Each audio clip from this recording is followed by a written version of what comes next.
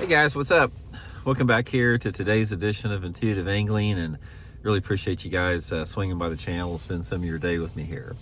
We are going to be talking about making the case and posing the question that professional bass fishing in 2025 cannot be really considered a professional sport, and how to a large degree the quote professional anglers today cannot really be considered professionals based upon a couple different scenarios I'm going to lay out here.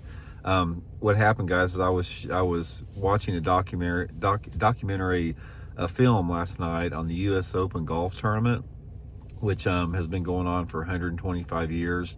And one of the things about the U.S. Open is they purposely have tried to make this the toughest event in golf because, you know, it's supposed to be the best of the best golfers in the world. And you know, they want the most challenging event to showcase their true talent. So that's what gave me the idea for this video that we're going to get into today's episode. Also, guys, before we get started, thank you very much for everybody that's taken time to subscribe here at Intuitive Angling. If you like the content, I'd like to invite everybody to hit that subscribe button. That really helps the channel out. It's a free and easy way to support the channel. And also, guys, if you want to go to the next level on Intuitive Angling to support the channel, you can be a member. And as a member, you get free videos that are every week that are not seen by the public. And you also get my email address for your fishing questions. So you can email me your fishing questions personally and I'll answer them. So just go to my YouTube homepage. You'll see a little button that says join there. Just hit that join button and it gets you all the information for that. So I really appreciate that. Okay, that documentary I saw last night, it really opened my eyes a lot about the U.S. Open golf tournament is supposed to be the ultimate professional event in golf. Toughest event, toughest conditions. It showcases the cream of the crop, that type of a thing.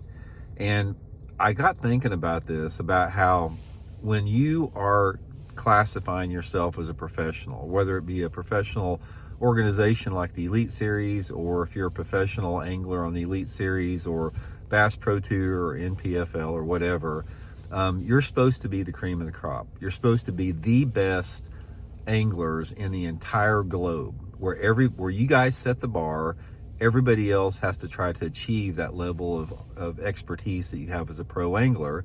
And therefore, pro anglers should not have things easy given to them. They should not have in a situation where they have crutches that they can rely on. They should rely just solely on pure fishing talent. And that's why we get into this whole topic about how the forward-facing sonar technology and advanced technologies has undermined that legitimacy of calling somebody a pro or a professional sport.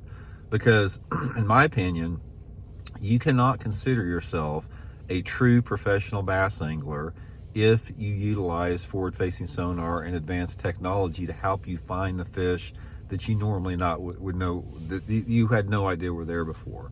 It's like a true professional angler, when you talk about what identifies it and what sets a professional angler apart from everybody else, is the ability to fish to find the fish and break down patterns and nuances in fishing, seasonal patterns and movements, bass mood, bass personality, all those things together. Excuse me, guys, got a bunch of allergies here this morning.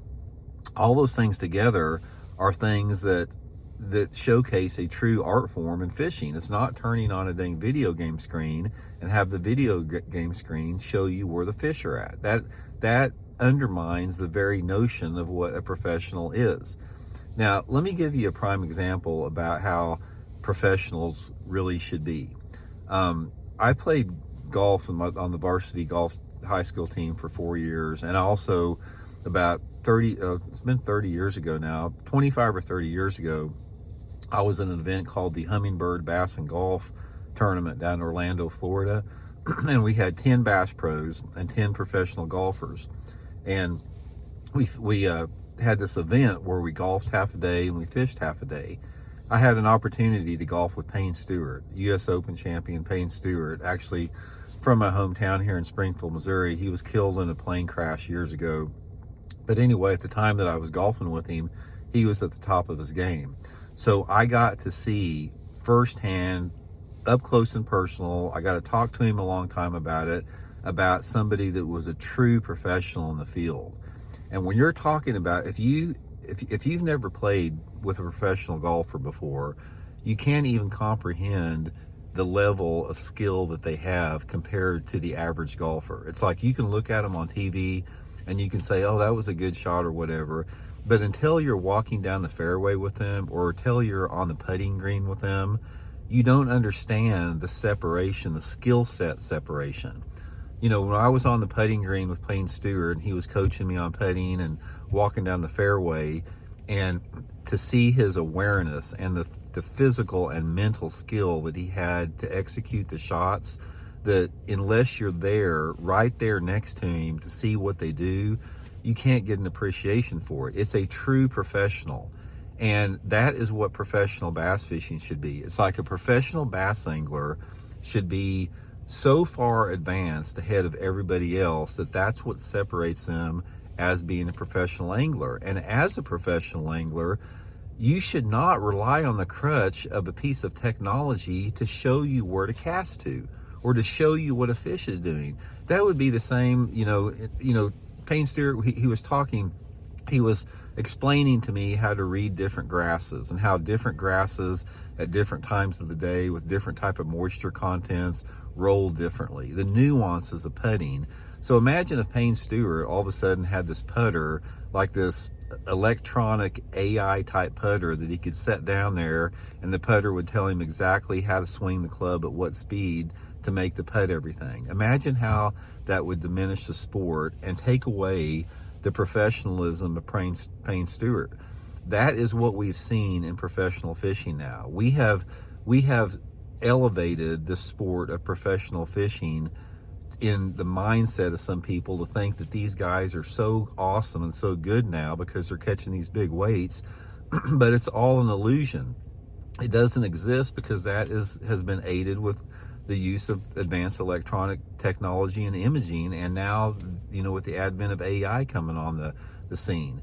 So my point of this whole video is that in today's world of fishing, of professional tournament fishing in 2025, these pros that utilize that technology cannot legitimately call themselves professionals. Now, they're labeled as professionals by the organization, and again, I'm not dogging these individuals because they've been forced to be, they've been forced and they've been put into the position by the tournament organizations to have to use this technology. So they're adopting the technology that is legal, that they have to use to compete, because if they don't use that, what I call the cheater box and spotlighting for bass, you're going to get cast to the wayside, just like all the veteran, artists in professional fishing are getting tossed over the side of the boat right now because they refuse to use that technology, or they're not as good as that technology as somebody that had grown up with it. So we've reached a precipice in the sport of fishing where it can't, in my opinion, guys, you cannot consider professional fishing anymore. It goes back to like the US Open with Payne Stewart. It's like, if they had artificial technology on the PGA Tour to aid and to help them make the shot, that would diminish the sport completely. And I don't understand why the disconnect is so obvious here. It's like, why can't people apply that same type of logic that they do to professional golf or other sports to professional fishing when you talk about technological influences? You would not have the respect for professional golfers or any other professional sport if guys like Payne Stewart used electronic technology to help them make putts.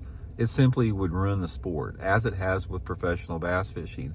But again, money corrupts everything, guys. And one of the things you'll find about it, with politicians especially, and now in bass fishing, is that when you have money that is interjected into a situation, people will do anything they can to spin it and make it sound like it's good.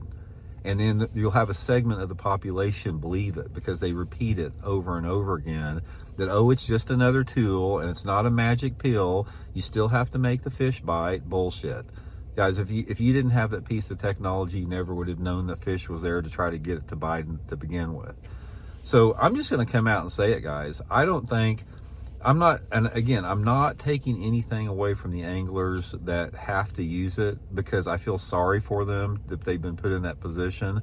But you cannot legitimately call the sport of professional bass fishing in 2025, what people call it, as a true professional sport, because it's not. Now, if you would take that technology away from the sport and then allow these anglers that are, utilizing it now to have to go through the dirt time and put in the time to learn the nuances and seasonal movements and patterns of bass in a traditional sense, and then they rose to the same level of success, then they can redeem themselves and they can call themselves a professional angler. Do not call yourself a professional angler, and do not call yourself a professional fishing circuit if you rely on video games to show you where the bass are, because it's not. It's nothing to be proud of. Don't pat yourself on the back if you're one of those people that have achieved any level of success with that, because it is fake success. So anyway, guys, let me know what y'all think about it. Appreciate you tuning in. We'll talk later.